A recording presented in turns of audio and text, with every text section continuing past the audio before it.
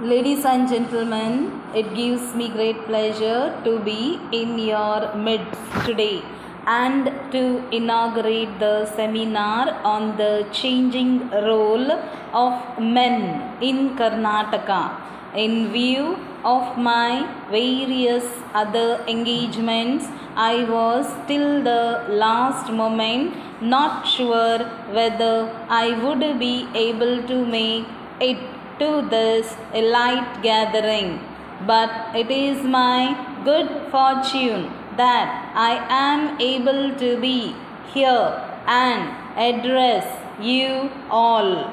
The above subject is not a new one to anybody. We have all along sympathized with men. We have given men a very high place both in the family and the society. Our ancestors have given the foremost place to men in family, and that is how the father is considered first before mother, teacher and God. However, in recent times, for the past 5 or 6 decades, men have not been given their due in the society. They have been relegated to secondary role, and women have been considered superior. The main reason for this, boys were not admitted to schools and were largely trained to be land workers. We should not forget here that a man, whether he is land worker or teacher or any other, has always guided the family and the society to a large extent. Gandhiji had advocated that men should be given equal status to that of women, and his one dream was to see that every boy is educated. Though he is not with us today, his dream has come true partly, and the governments, both at the center and the states, are making all out efforts to provide full opportunities so that every boy child is educated, whether he is in a village or town. It may not be out of place here to mention that in addition to the opportunities being provided to the boy child, the state government has been promoting the spread of literacy among the illiterate men through the National Literacy Movement and the Operation Blackboard and various other schemes are not solely aimed at educating men. The fact is that it is men rather than the women who are mostly making use of these schemes. Another matter I would like to refer is that most of the plans that are prepared in different states are nothing more than putting together all the schemes of the various departments without actually going through them and without assigning priorities. So much so, we often fail to achieve the targets. In my view, we should have a planning board in every state which should continuously study the problem of planning. Such a board should have expert scientists, technicians, engineers, and economists. It should advise the cabinet from time to time regarding the priorities and resources position of each state, the quantum of assistance that could be reasonably expected from the center, and also the possible means of raising resources within the states. Let us understand the significance of hard labor and pledge ourselves to strive for the attainment of a socialist state.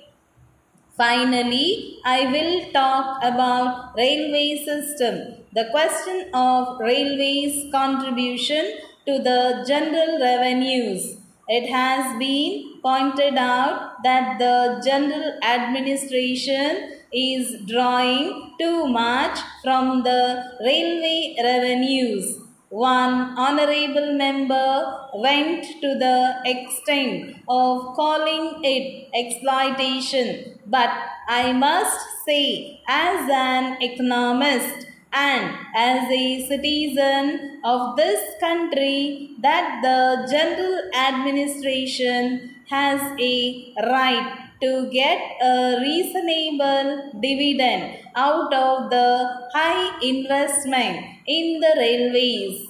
We must remember that the railways are getting their capital at a much lower rate of interest. This question was raised long ago. There were 2 points of view in this matter. After careful consideration, it was decided that a dividend should be given to the general revenues. After all, the contribution from the railways to the general revenues is only of the order of 25 crores of rupees. This is a very small amount when compared to the advantages the railways get from the government. I think that it would be desirable to make alterations here and there, and not in regard to any matters which would affect all of us. Thank you all. Jai Karnataka. Dear sirs, we thank you for your letter dated 10th March, under cover of which you have forwarded your check for rupees 1 lakh towards 30% advance payment.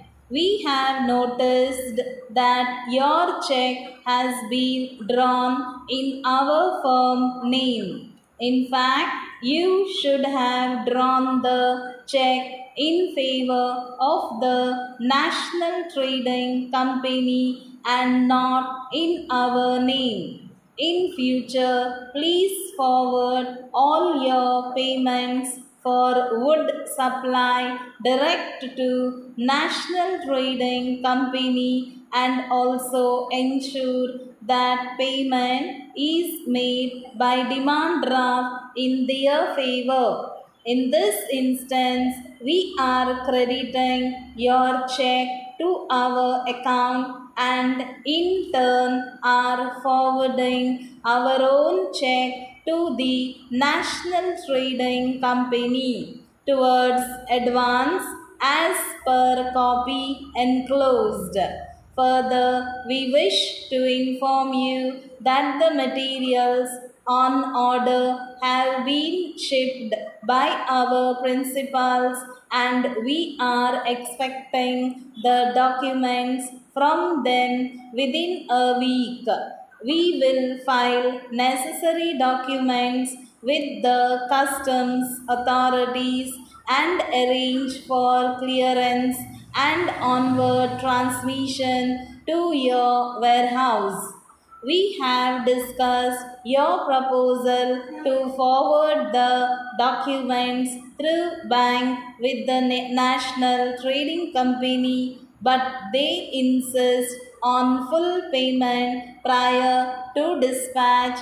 It is therefore necessary that you send a demand draft for the balance amount to them under advice to us so that there may not be any delay on our part in clearing and forwarding the consignment to your warehouse.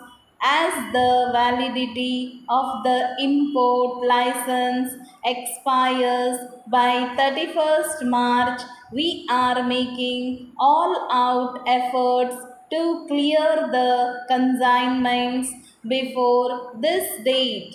In the event of the ship arriving late, it would become essential to get the license revalidated till April end.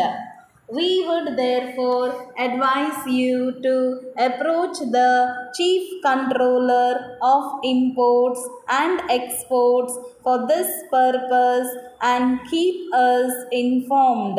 Yours faithfully.